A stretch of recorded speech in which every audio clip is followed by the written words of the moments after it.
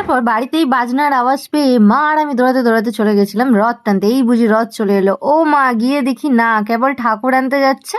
আর তারপরে শুরু হয়ে গেল মুষলধারে বৃষ্টি, মানে মোটামুটি ঝিপঝিপ করে বৃষ্টি আরম্ভ হয়ে গেল আর কি। আর এই ভাইটা চিনি কলা বিক্রি করছিল। এখন তো এসব আর দেখা আসতাম, তখন এই চিনি কলাগুলো প্রায় অনেকজন বিক্রি করতো। আর এখন চলে এসেছিল বলে খুব জোরেই বৃষ্টি পড়ছিল, আর রাস্তায় দাঁড়িয়ে ভিজেও যেতাম। আর আমাদের বাড়ি থেকে যেত 5 মিনিট চলে, তারপরে আবার চলে গেলাম। আর এই যে দেখো, বৃষ্টি তো কমার কোনো নাম নেই। কিছুক্ষণ পর পর মনে হয় কেউ মেঘকে ফুটো করে দেয়। এই বৃষ্টিতে পুরো ফাঁকা হয়ে গেছে গোটা। আর আস্তে আস্তে সবাই আসাও শুরু করে দিল। আর ওই যে দেখো, একটা রথ যাচ্ছে, ছোট রথগুলো যাচ্ছিল। আর এই ছোট ছোট রথগুলো টানতে কিন্তু আমার বেশ ভালো লাগে। এই যে দেখো কি সুন্দর একটা গোপাল যাচ্ছে, আর কত বড় গোপালটা, খুব ভালো লাগছিল গোপালটা দেখতে। আমাদের বাড়িতেও আছে ছোট গোপাল, কিন্তু মাকে বলেছি কোনোদিন যদি সেরকম আমি নিজে উপার্জন করতে পারি তো আমিও এরকম আনলাম। আর আমাদের এখানে যে বড় রথটা আসে তারই অপেক্ষা করছে গেছে। তাও ফিটিক ফিটিক বৃষ্টি পড়ছিল।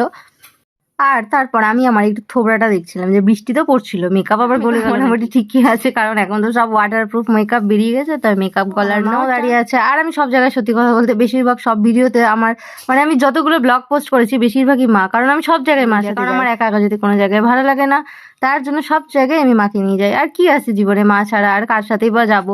সব জায়গায় তো আর বন্ধু বান্ধবীদের সাথে যাওয়া যায় না, কারণ আগে যাওয়া হতো, কারণ এখন তো ওরা মোটামুটি প্রায় ব্যস্ত, সেক্ষেত্রে কোনো জায়গায় যায়। কিন্তু সব জায়গায়, এই বাজার বলো এই বলো, অনেকে দেখি একা একা যায়, কিন্তু আমি সব জায়গায় মার সাথে যাই। তারপরে রথের ওয়েট করতে করতে রথও চলে এলো। বুঝতে পারছো না, ঠিক কোয়ালিটিটা অতটা হয়তো ভালো হয়নি, কিন্তু তাও স্পেশালি রথের মেলায় তোমরা কি খেতে ভালোবাসো বলো? জিলিপি, কচুরি না পাঁপড় ভাজা?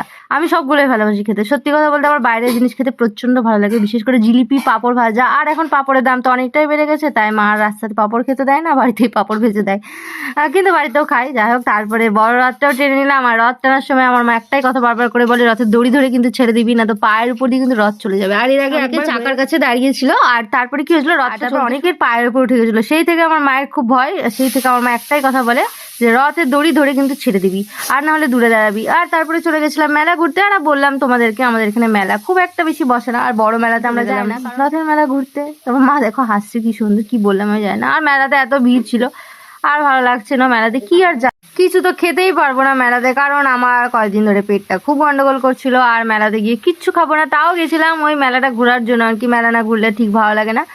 তো তারপরে চলে গেলাম মেলা, আর কিছুক্ষণ পর মেলা ঘুরে আবার চলে এলাম বাড়ি। আর সবাই কি সুন্দর মেলাতে এটা ওটা কথা বলতে ঘুরে বাড়ি চলে এসেছি। ঘুগনিটা করেছিল একদম অল্প তেলে, তো সেটাই খেয়েছিলাম ডিম দিয়ে, কারণ চপ আমি খাবো না, তাই ডিম সেদ্ধ করেছিল আমার জন্য। তো চলো, রথের মেলার ব্লগ এখানেই শেষ করছি। দেখা হবে আবার উল্টো রথের মেলার ব্লগে। ততক্ষণ তোমরা ভালো থেকো, সুস্থ থেকো, সাবধানে থেকো।